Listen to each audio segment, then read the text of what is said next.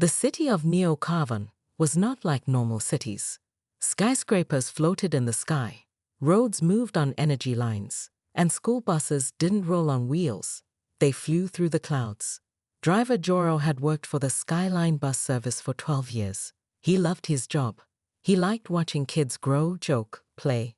He greeted each child every morning with a warm smile and a cheerful "good ride, kid." But one student didn't smile back.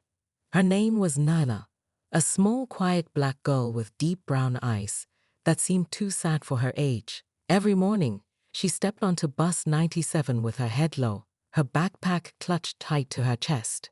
She never spoke, never laughed, never played. And every single day, she sat in the same seat, second row on the left, by the window. At first, Joro didn't think much about it. Maybe she was just shy. Maybe she missed someone. Maybe her parents were strict. But by the third week, he noticed something strange. Nyla cried every morning. Not loudly, just quiet tears. No sobbing, no noise. Just a few drops running down her cheeks as she stared out at the floating city. No one else on the bus seemed to care. Some kids whispered behind her back, "She's so weird. She talks to herself. Maybe she's an alien." Joro hated hearing those things. He tried to say something once. "Hey, Nyla," he said kindly one morning as she climbed aboard. "Everything okay?" She paused, looked up at him. Her eyes were red, but she didn't answer. Just a tiny nod, then back to her seat. The next few days passed the same way, until one strange Thursday. That day, Nyla got off the bus at her usual stop, Sector 12 Learning Tower. As always, she said nothing. As always, her seat was quiet and still. But when Joro went to check the rows for any lost bags or wrappers, he saw something. Right under Nyla's seat, a faint light. It wasn't bright, just a soft, slow glow, like something was breathing under the metal floor. He leaned closer. It pulsed once, then vanished. Joro blinked, tapped the seat frame, looked around. Nothing. He ran a hand under the bench, just cold metal, no wires, no device. "Ha," he whispered to himself. "Must be tired." But deep in his chest, something didn't feel right. That night, he couldn't sleep. He kept thinking about that glow, that soft pulsing light under the seat. What was it? Why was it there? And why only under her seat? The next morning, he watched her more closely. She boarded the bus like always, silent, sad. She didn't look at him. She sat in the same seat, second row, left side. This time, Joro didn't greet the other kids. He kept glancing at her through the mirror. At 7:42 am, just as they passed over the floating market, the light came again. He saw it clearly in the mirror, just for a second, a soft blue pulse beneath her seat. Then gone. Nyla didn't look down, didn't react. But Joro could swear her fingers tightened around her backpack just a little. That evening, after dropping off the last kid, he rushed back to Nyla's seat. He lifted the cushion, checked under the frame again. Still nothing. But when he tapped the metal, a soft click answered back. He froze. He tapped again, slower.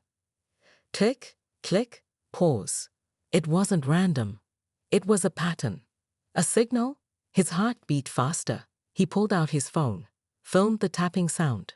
Maybe someone could figure it out. He didn't know what was happening. But one thing was now clear. Nyla wasn't just a quiet girl. Something was under her seat. And someone, maybe Nyla herself, had put it there. Joro couldn't stop thinking about the sound he heard under Nyla's seat. It wasn't a mistake. It wasn't his imagination. The tapping had a rhythm, a pattern, like someone, or something, was sending a message. That night, he uploaded the recording to an old friend, Kama, a retired military code breaker who now lived in a quiet space colony. He left a message. "Kama, take a listen. Something weird's happening on my school bus. Don't laugh. Just tell me what this means."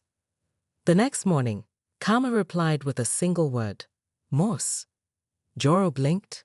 Morse code. He hadn't heard about that since his grandfather's time. It was an ancient way of sending messages using short and long signals. Kama sent the translation. Help. They're watching me. Don't tell. Joro froze. Help? They're watching her. Who was they? Why couldn't she tell anyone? Now he was sure Nyla was in danger. But how? She came to the bus every morning. She looked healthy, though quiet. No bruises, no cuts. But her sadness, the crying, the silence, it all made sense now. She was trapped, and the only place you could send a message was the bus. Joro stared at the screen, heart pounding. He had to do something, but he had to be careful. If they were really watching her, one wrong move could put her at greater risk. That morning, Joro acted normal. He greeted every kid, smiled like always. Nyla boarded silently, eyes low. Her backpack looked a little heavier than before. Joro nodded gently. Good ride, Nyla. She gave a soft blink. Nothing else. But when she passed him, he whispered quickly, so no one could hear. I got your message. She froze for just half a second. No blink, no breath. Then she walked to her seat as usual. Joro looked through the mirror. Nyla didn't cry this time. She just stared straight ahead, fists tight around her bag. At the next stop, a new student got on. He was tall, pale, and had strange metal rings around his neck. His eyes scanned the bus like a machine. He sat far back, but kept staring at Nyla. Joro watched through the mirror. Something was wrong. The boy didn't talk, didn't move. But Nyla shifted nervously. She could feel it too. Joro noticed something strange. Every time Nyla looked out the window, the boy did too. Exactly the same direction, like he was copying her, or monitoring her. That evening, after all the kids were dropped off, Joro sent another message to Kama. There's a boy, looks human, but something's off. Might be cyber-enhanced. He's watching Nyla. Kama replied, careful. Cyber clones are illegal, but some gangs use them to spy on gifted kids. Gifted? Joro didn't understand. What did Nyla have that someone wanted? But he was sure of one thing now. Someone wanted to keep her quiet, and someone else wanted to take her. That night, Joro couldn't sleep. He kept looking over the old bus blueprints. He needed a plan. The next day, he made a change. Instead of flying straight to the school tower, he rerouted the bus to take a longer path. Through the cloud tunnels. Traffic, he told the kids. System says go around. They groaned, but no one argued. Joro glanced at the mirror again. The strange boy was still watching Mila. And now, Nyla was staring at the floor, her hands on her bag. She was trying to send another message. Tap, tap, tap, tap, tap. Joro quietly turned on the bus mic recorder. When he played it back later, the translation from Kama sent chills down his spine. They know. Help soon. They're close. Joro realized he didn't have much time. He needed to protect her.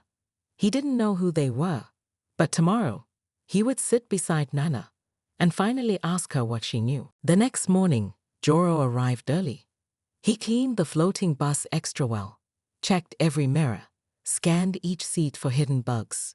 He even turned off the city's auto-tracking system just for this route. Then he waited.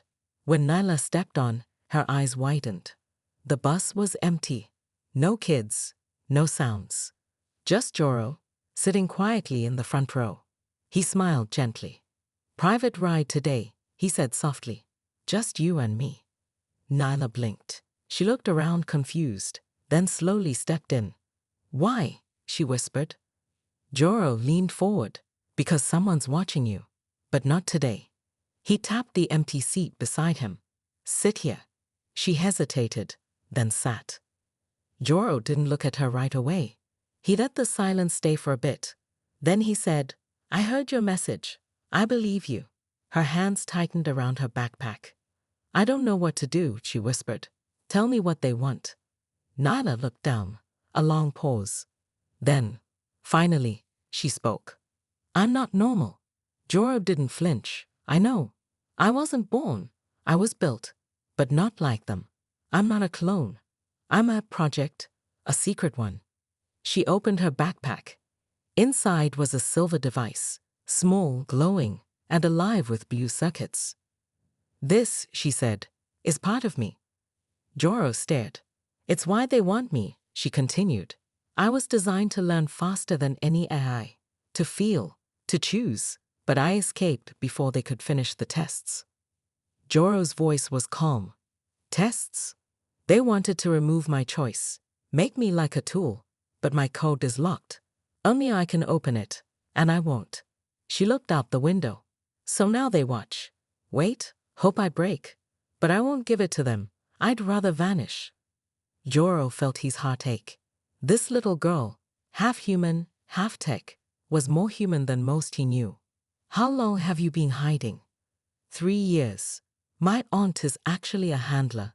The school scans me every day, but they can't read me fully. So they wait. "And the boy on the bus?" Joro asked. She nodded. "He's not real. He's a signal unit. He records what I do. Follows me home. He's new. That means they're getting close." Joro took a deep breath. "Why send messages under the seat?" Her voice cracked. "Because it was the only place I could talk. The only place that felt safe." Silence. Then Joro said, "You're not alone anymore." She turned to him, eyes wide. "You don't have to run," he said. "We'll protect you. But I need to know, what happens if they get your device?" Nyla slowly zipped up her backpack. "They unlock a code that lets them control every floating bus, every drone, every robot in this city. My code isn't just smart, it's connected, deep." Joro's hands tightened on the wheel. "They want to turn the city into a cage." Nyla nodded. "And I'm the key." Just then, a soft beep echoed from the rear of the bus. The back door hissed open. Joro spun around. The strange boy stood at the entrance. Only now, his eyes glowed red. He stepped inside, slowly, like a machine. Nyla gasped. He wasn't at the stop. Joro hit a hidden switch. The door slammed shut behind the boy. Magnetic locks engaged. Joro stood up. "You picked the wrong bus today." But the boy didn't speak. He raised his hand, and a blue spark formed in his palm. Nyla screamed. The light inside her bag pulsed wildly. Joro grabbed the emergency stick hidden near the driver's seat. "Get behind me," he told her. The boy stepped forward, sparks flying. But Joro wasn't backing down. He knew now. This wasn't just a girl. She was the firewall between freedom and total control. And he was ready to fight for her. The air inside the floating bus turned heavy. Neela hid behind a seat. Her small fingers clutched the glowing device in her backpack. The strange boy, no longer acting human, raised his hand. Blue energy crackled around his palm. He stepped forward, mechanical and cold. Joro stood between him and Neela, holding the emergency stick tightly. "You're not touching her," Joro said. The boy tilted his head. His voice changed. It wasn't a child's voice anymore. It was deep, robotic, and emotionless. "She is property of Project Origin. Return the asset." "I don't care who sent you," Joro said. "She's not your asset. She's a child." Suddenly, the boy rushed forward, too fast for a normal human. Joro swung the stick. Sparks flew as it struck the boy's arm. But he didn't stop. The boy grabbed Joro by the jacket and threw him backward. Joro hit the floor, groaning. The bus tilted slightly in midair. Nyla screamed, "Stop! Please!" The boy turned toward her. His eyes glowed red again. "You carry restricted code.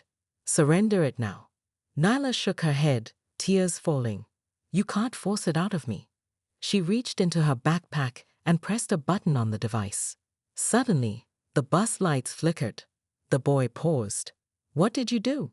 Joro stood back up. "Whatever she did, you won't like it." He ran to the front panel and activated manual override. The bus jolted. The automatic AI system shut off. The steering shifted to Joro's hands only. Outside the windows, the sky turned dark. Security drones appeared in the distance, flying fast. "They found us," Nyla shouted. The boy's voice changed again. "You will not escape." He rushed at her, but Joro steered the bus sharply to the side. The boy lost balance and crashed into the seats. Joro yelled, "Nyla, get to the control cable under the floor. Use your device." She slid open a panel under seat 7, the seat she always used. A hidden wire pulsed with light. She connected her device. A soft hum spread through the bus. The walls turned blue. The boy screamed, a painful, static-filled scream. His body glitched like a signal breaking apart. "What's happening?" Joro shouted. Nyla's voice was calm now, strong. "He's not just a spy," she said. "He's remote-controlled, but I'm reversing the signal." The boy staggered, then dropped to his knees. His red eyes flickered, then went dark. Silence. Joro stood frozen. The boy's body slumped, lifeless. Then, pop! A drone exploded outside the bus. Nyla looked at the screen. They lost connection. He's offline. Joro caught his breath. "Are you okay?" Nyla nodded. "For now. But more will come." Joro looked out at the sky. Drones were still circling nearby. One had a camera locked on them. "They know where we are." Nyla disconnected her device. The bus lights returned to normal. She stepped forward and looked up at Joro. "I need to disappear. For real this time." Joro stared at her. This small girl, holding secrets that could crash the entire floating city. "You're not disappearing," he said. "You're going somewhere safe." "Where?" Joro turned to the bus controls. "I know someone. A hacker named Ren. If anyone can protect you and hide your code, it's her." He pressed a few buttons. The bus's route shifted. "Hold tight, kid," Joro said. "We're going off-grid." The bus engines hummed louder. The city's GPS tried to reroute them, but Joro ignored it. Above them, the sky turned red. Warning lights. Military patrols. "Looks like they're not giving up," he muttered. But Nyla was ready now. She sat beside Joro, holding her device close. "I'll fight," she said. "I'm not afraid anymore." Joro smiled. "You're stronger than most adults I know." Behind them, the strange boy's body twitched once, then stopped. But something was still transmitting. Something watching.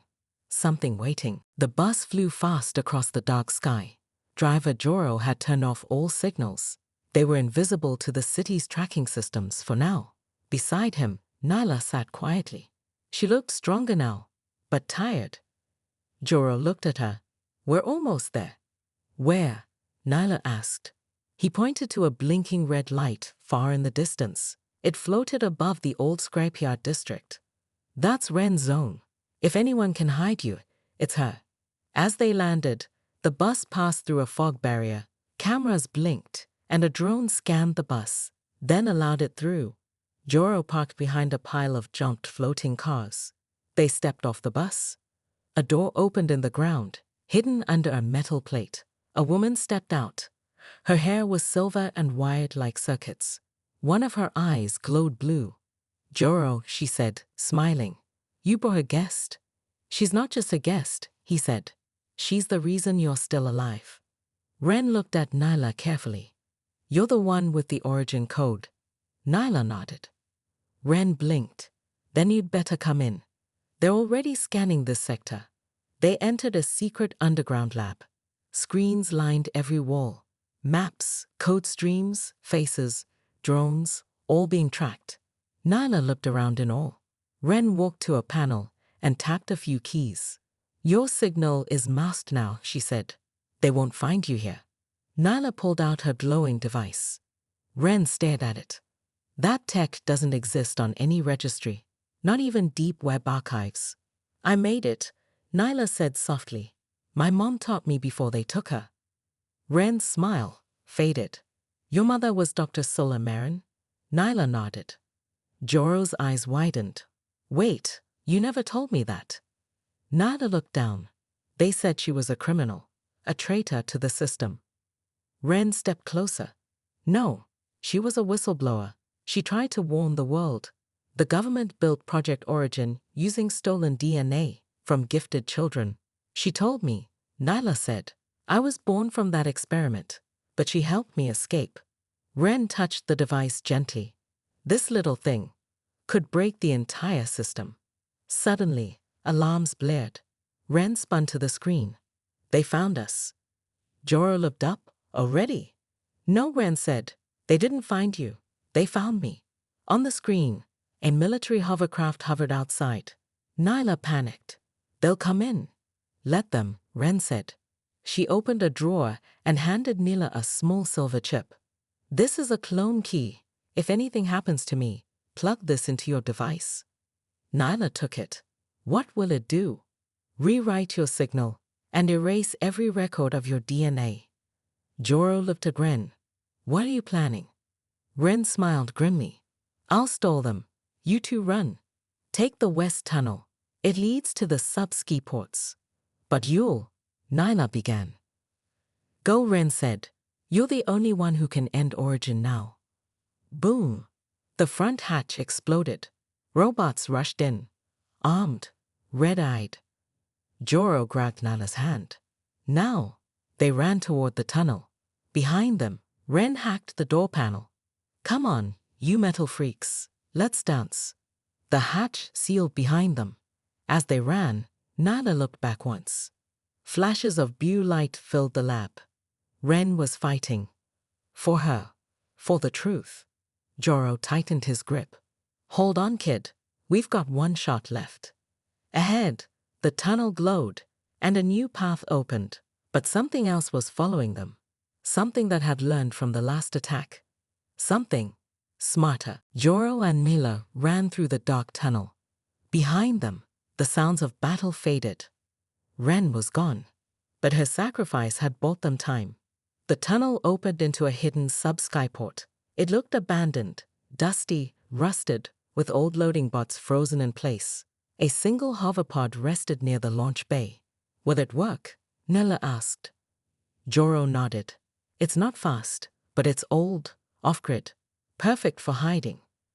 Nyla climbed in. As she sat down, her device glowed again, stronger this time. She looked at it. It's changing, like it knows something's coming. Joro started the engine, but before they could launch, a new sound echoed behind them. Metal feet. Fast. Sharp. Run, Joro shouted. A long black machine crawled into view.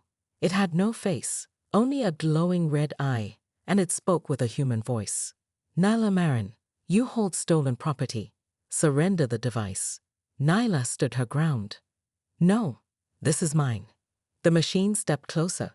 Project Origin must be completed. Resistance is useless. Suddenly, Nyla remembered Ren's words. She pulled the silver chip from her pocket and plugged it into the device. It beeped once. Then, silence. The machine froze. Its red eye flickered. Nyla's hands moved quickly. She typed a command her mother had once whispered in the dark. Reset. Truth protocol. The device flashed white. A signal shot out in every direction, across satellites, networks, and government mainframes. Joro shielded his eyes. What are you doing? I'm showing them everything, Nyla said. The machine began to shake. Then, it collapsed. Hard. Dead. On every screen in the city, the same message appeared. Pro-GCT Origin exposed. Files. Videos. Evidence. All of it. People across the city stopped. They watched in horror as the truth came out. That children had been used. That gifted minds were stolen. That the girl they once ignored had saved them all. Joro turned to Nyla. You did it. Nyla looked at her hands. They were shaking. I didn't want to be a hero. Joro smiled. Real heroes never do. Suddenly, Ren's voice crackled through the device. Still alive, kid? Nyla gasped. Warren? I uploaded my mind into the clone key. Took a ride through your signal. Guess I'm digital now. Joro laughed. Well, welcome back, ghost hacker. Nyla looked out the window. Above them, the city had changed. The red drones were falling. The skies were clearing. A new dawn was coming. And Nyla was ready. Let's go home, she said. As the hoverpod launched, a new name echoed through the network. Nella Marin, the girl who broke the system.